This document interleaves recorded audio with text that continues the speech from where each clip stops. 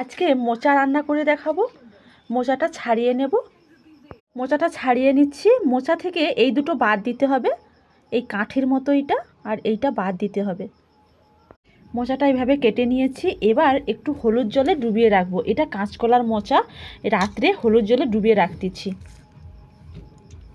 মোচা আর আলুটা নুন হলুদ দিয়ে সিদ্ধ করে নিচ্ছি। নারকেলটাকে ভেজে নিচ্ছি।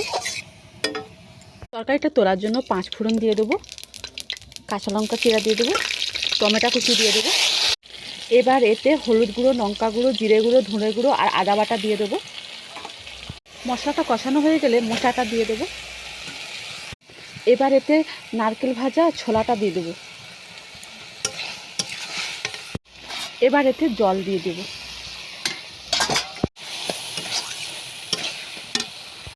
মোচার তরকারিটা হয়ে গেছে।